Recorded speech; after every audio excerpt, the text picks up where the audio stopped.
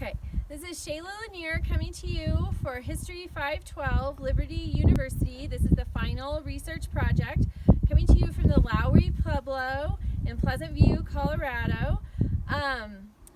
My project subject is Samuel Adams. He was one of the signers of the Declaration of Independence, a prolific writer and speaker, often called the pen of the Revolution, the father of the Revolution. He was a son of liberty, a statesman, governor, co-author of the Massachusetts Constitution, which is the only constitution older than the United States Constitution that is still in use. Samuel Adams is well known for his political opinions and writings on liberty and the American cause. However, lesser known today is his spirituality, which seems to have guided and defined some of his beliefs on liberty and the American cause. Samuel Adams was born September 16, 1722 in Boston, of strong Puritan descent. He can trace his lineage back to Cotton Mather's family, as Cotton's sister was Samuel's maternal grandfather's wife, a strong Puritan heritage. And with me today is Jeremiah Jones. He has graciously agreed to come and talk to us. He has a master's degree in the philosophy of religion from the University of Denver, and he is going to share a little bit with us now. Thanks, Shayla. So I think I'm supposed to talk a little bit about the Puritans, and especially since Samuel Adams had a pretty strong background in it, his family coming from one of the more prominent families of the Puritans. So the Puritans were the ones who originally came from England in the 1630s and founded the first colonies in the United States, primarily up in Massachusetts. And their religious inclinations kind of led them to believe that when they came over, they were here to make a city on the hill, and that it was divine providence, and that it was their manifest destiny to create this new nation, that they would be able to create a basically kind of new Jerusalem on earth. And when they first got here, a lot of the native tribes around them up in Massachusetts and the Bay Colony areas, a lot of the tribal members ended up dying from the diseases that the Puritans brought with them. And a lot of the Puritans, like John Winthrop, they thought this was a sign from God that he's basically clearing out the obstacles in their way. And so this was kind of so the death of the Indians was a sign from God that they were on the right track and that they were going to be blessed, because the Puritans came from the Calvinistic belief that they were an elect portion of the population that were already saved, and that they believed that they were part of that population, and so they needed to come over and create this new heaven on earth.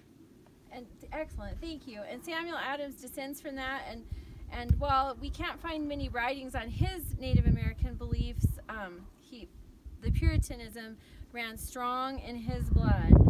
In Samuel Adams' last will and testament, he said, "I rely on the merits of Jesus Christ for a pardon of all my sins."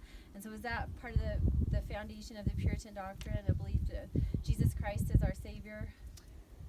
Yeah, it was, so Jesus Christ, yes, but it was also, like, you had to believe in Christ, but at the same time, you were chosen before you were even born to be saved by Jesus.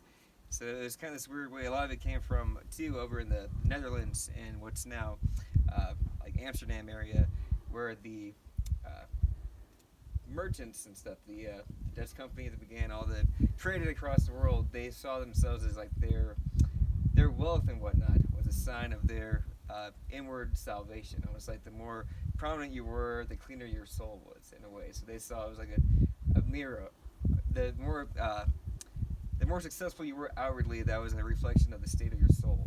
So the more righteous you were, the more blessed you would be. Exactly. Okay, that's excellent. And we see that manifested in some of Samuel Adams' writings.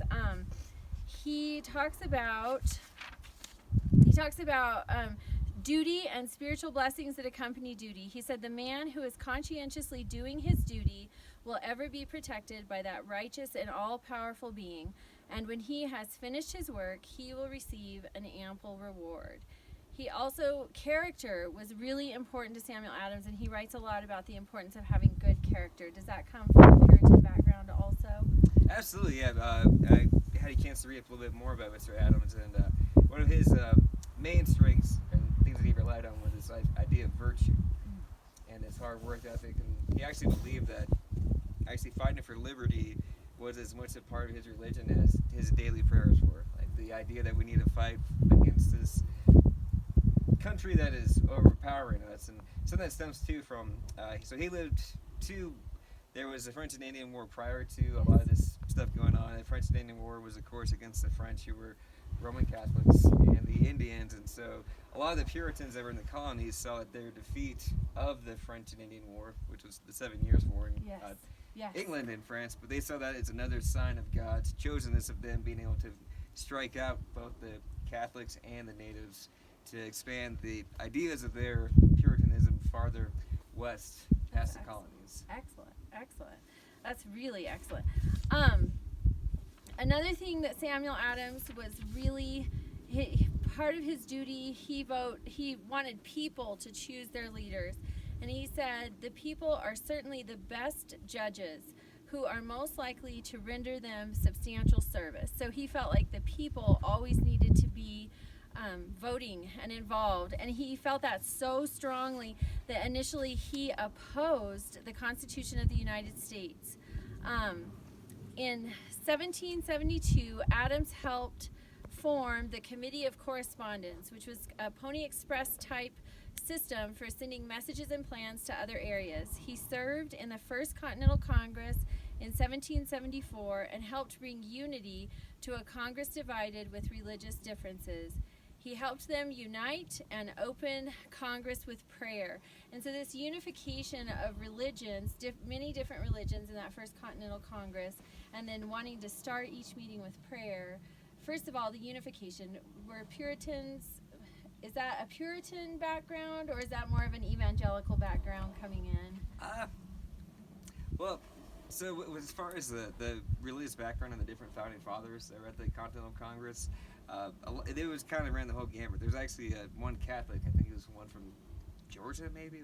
I forget which one of them. One of them was a Catholic signer of the Declaration.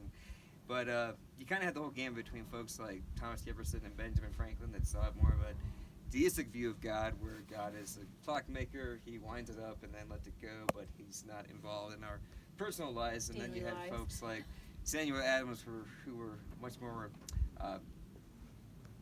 it was much more personal of God than the deists like Jefferson and Franklin. And I think that, Samuel Adams was the one who kind of insisted on having this beginning prayer session at the beginning of each day of the Continental Congress.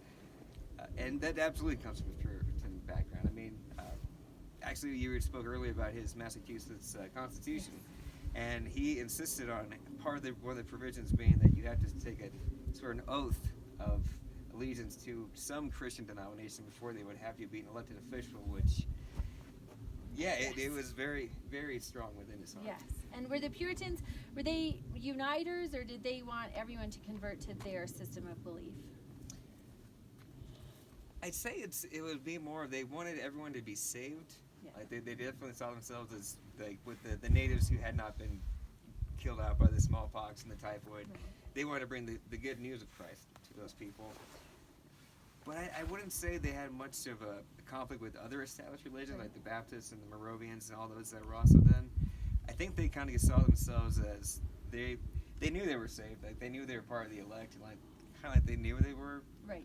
They saw themselves as the best. There's no need to convert these folks that are already Christians, Right. but they're going to share the word with those who haven't maybe heard it yet. Nice. So kind of uniting to their faith. So part of his unification of the Continental Congress could have come a little bit from that influence. Okay, excellent. And then we're here today. The Lowry Pueblo it was built by the Anasazi Indians, and so just since we're talking about the Puritans and religion and all of the impact we had on the Native Americans, we thought it would be an appropriate place. It's the best we can offer for our area of the world. Samuel Adams did not have grand personal success prior to the movement for independence. He even worked as a tax collector for the British at one point. And of course, taxes would become his sticking point for why he wanted independence, starting with the circular letter. He was opposing taxation without representation. He felt that the colonists were British citizens and they were missing out on rights that British citizens enjoyed that colonists were not enjoying. He endured great personal suffering and hardship. His first wife died 19 days after their sixth child was stillborn. Two of his six 2 of his first 6 children with his first wife lived to adulthood. The rest died, some in infancy, some lived for a little bit longer.